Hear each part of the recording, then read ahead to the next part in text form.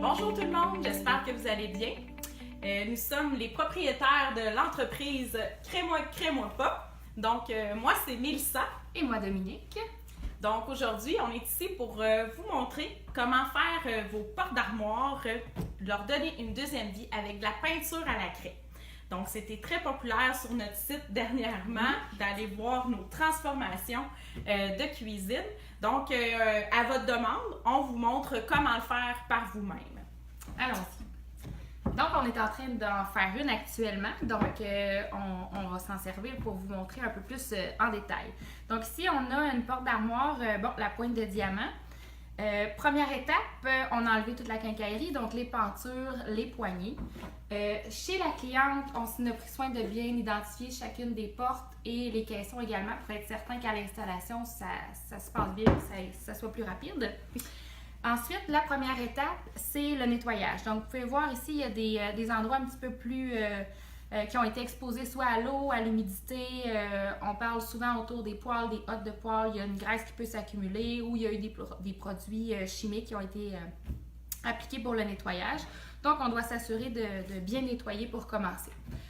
Nous, dans notre cas, ce qui est facile, souvent, on en a tous chez nous à la maison. On a utilisé du TSP qu'on dilue, qu'on met dans une bouteille qu'on peut imbiber. Donc, on en met un peu partout. On s'assure que ça pénètre bien, puis on nettoie à fond avant de commencer.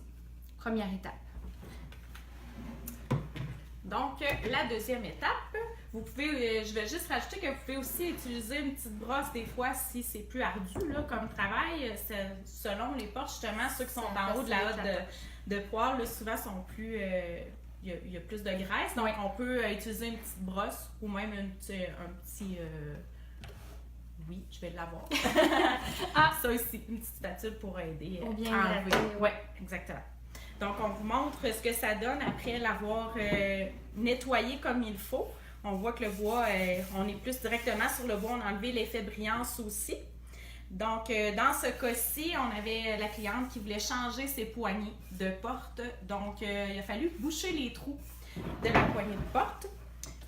On va vous montrer comment faire. C'est avec le bouche-port à bois. Donc, vous allez l'appliquer avec la spatule. Vous allez voir, ça va super bien. Vous en mettez quand même assez généreusement. Oui. Normalement, c'est ce qui va mieux. Donc, vous en mettez assez généreusement. Vous laissez sécher. Et ensuite, vous allez pouvoir sabler. Et vous allez voir à la fin, on ne le voit pas du tout. C'est vraiment merveilleux. Ça va super bien. Oui, très beau travail. Oui. Donc, c'est ça ici. On en a profité pour donner un petit coup léger de sablage aussi, là, après avoir nettoyé pour être certain qu'il n'y a plus de lustre. C'est vraiment le lustre qui fait que la peinture va adhérer moins bien. Donc, un petit sablage léger là, sans trop en mettre. Oui, exactement. L'étape suivante, souvent la peinture à la craie, bon, c'est une peinture qui adhère très bien. On le sait, pour un meuble, on ne prendrait peut-être pas cette précaution-là. Par contre, comme on l'a dit, pour les armoires de cuisine, comme il peut avoir eu de la graisse, des huiles, on ne prend pas de chance, on met un après, primer. Nous, dans ce cas-ci, on a utilisé celui-ci.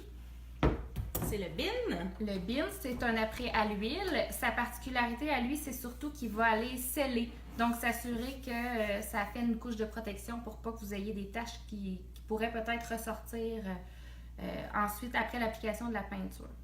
Donc, on applique une couche uniforme là, des deux côtés.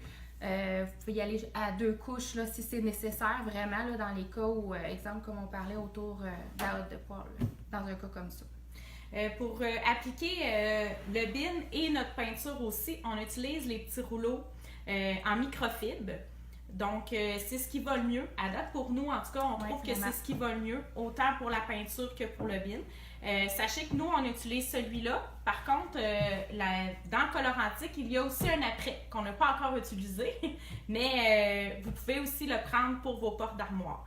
Par contre, si vous avez des portes en pain où vous voyez les nœuds, le bin va venir sceller dans le fond, ces nœuds-là pour pas qu'ils ressortent par la suite dans la peinture. Donc ça, c'est super important parce que si vous finissez votre job et qu'on voit tous les nœuds après, vous n'aimerez pas ce que vous avez fait. Résultat. Donc le bin aussi, c'est très liquide. Vous allez voir, avec le rouleau, ça va bien. Le pinceau, ça coule beaucoup. Là. C'est liquide comme de l'eau pratiquement. Donc, soyez quand même prudents quand vous faites vos portes d'armoire. Puis ça salit, donc il faut bien protéger notre surface. Donc, on vous montre le résultat final.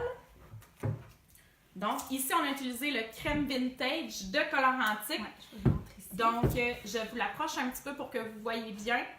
Le crème vintage, en fond, c'est une couleur qui est super populaire dans Color Antique. Vraiment. Nous, on a fait plusieurs cuisines présentement avec cette couleur-là. Donc, on vous montre qu'on peut aller l'antiquer. Hein? C'est ça la beauté de la peinture à la craie, c'est que c'est notre fun à nous d'aller pouvoir aller sabler un petit peu, là, dans le fond, les arêtes qu'on voit ici de la peinture pour voir le bois, le grain du bois en dessous. Donc, la cliente, elle avait choisi tout simplement peinturer en crème vintage uniforme. Donc, on a donné 2 couches de peinture avec les petits rouleaux que je vous ai montrés tout à l'heure. Et par la suite, on est venu appliquer le vernis de Color Antique. Donc, c'est un vernis qui a quand même un fini mat. C'est pas très lustré aussi. Donc, on est venu l'appliquer une couche uniforme. Ensuite, on fait un petit sablage et on donne une deuxième couche pour s'assurer qu'il y ait un beau résultat. Puis de bien les protéger surtout, hein, c'est pour ça le vernis, c'est de protéger nos portes pour qu'ils durent longtemps, qu'on puisse bien les nettoyer par la suite. Vous auriez pu utiliser un glacis aussi si vous aimez l'effet un petit peu plus lustré comme un vernis conventionnel. Ça peut faire un très beau travail aussi. Nous, dans ce cas-ci, ça va être peut-être un petit peu plus mat comme effet, mais c'est vraiment une question de goût. Oui, exactement. Le glacis va très bien aussi. On a beaucoup aimé travailler avec le glacis. Le glacis se vend aussi avec les produits Color Antique dans les mêmes formats. Donc, vous pouvez aller sur leur site internet si jamais vous voulez vous procurer la peinture, savoir où est le marchand le plus près de chez vous. Exact. Donc, voilà, j'espère qu'on vous a aidé à faire votre prochaine cuisine. Qui sait? Donc, on espère vous avoir aidé. Oui, envoyez-nous vos photos. Quand ce sera fait, ça nous fera plaisir de publier ça. Merci. Bye bye. À la prochaine.